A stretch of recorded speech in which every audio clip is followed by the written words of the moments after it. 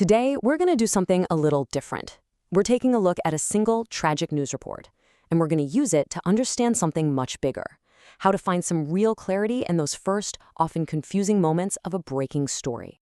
Look at this sentence. This right here. This is the entire report we're basing this explainer on today. It's short, it's grim, and yeah, it's packed with information, but it's also really defined by what it doesn't say. Okay, let's dive in and break this down. You know, when a story like this breaks, our first instinct is to start guessing, right? To fill in the blanks. But our most important job as critical thinkers is to hit the brakes and do the exact opposite, to carefully pull apart what's been explicitly stated and confirmed. So let's start with the absolute core of it. What happened? A shooting. That's the action, the central event. Notice the report doesn't give us any other context. It doesn't say robbery or attack or anything like that. It just states the fundamental fact: a shooting occurred. Next up, where did this all go down? The Teotihuacán pyramids in Mexico. And the report adds one small but really important word: popular.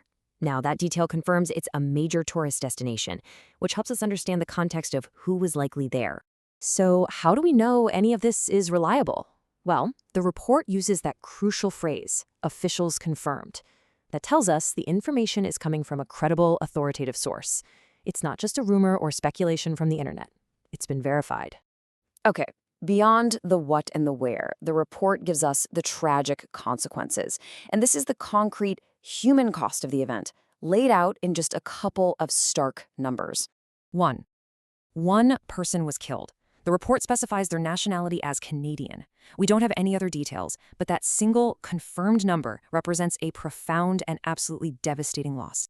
And in addition to that awful fatality, 13 other people were injured. Now, this number tells us the incident wasn't isolated to just one person. No, this was a wider event that impacted many people, though we don't know yet just how severe those injuries are. So here's the crucial point. We've just listed everything we definitively know based on that one sentence. What's just as important, especially in these early hours, is recognizing the huge amount of information that's missing. And that's not a flaw in the reporting. It's just the reality of how breaking news works. I mean, this is the biggest question of all, right? The why. Was it a targeted attack, a robbery that went terribly wrong, a random act of violence? The report gives us absolutely no information about the motive. Our brains want to create a story, but based purely on the text, we have nothing to go on. And right after why comes who. Who did this? Was it one person or was it a group? Have they been caught or are they still at large? The report names the victim's nationality, but there is complete silence on the identity or the status of whoever is responsible. This slide really gets at that forward-looking gap. What is the official response on the ground? Is there an investigation underway? And, critically, what is the condition of those 13 injured people? The report leaves us right at the moment of the tragedy, with no view of the aftermath. So why does going through this exercise with a single sentence matter so much? Well, because it reveals a powerful framework that we can apply to any breaking news story. It's about building a mental habit of seeking clarity before you jump to certainty. It is so essential to really let this definition sink in. Breaking news is not the final story. It's the first rough sketch. It's almost guaranteed to be incomplete, and it will evolve as more facts are verified. Treating this first draft as the final word is just a recipe for misunderstanding.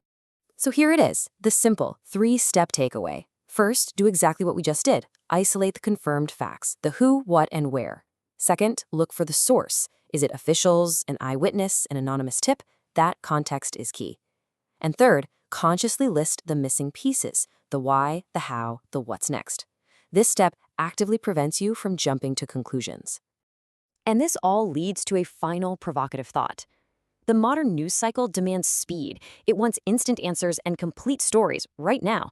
But true understanding requires patience and a comfort with uncertainty. So the question to leave you with is this: in a world that prizes being first, how can we, as consumers of information, train ourselves to value being clear instead?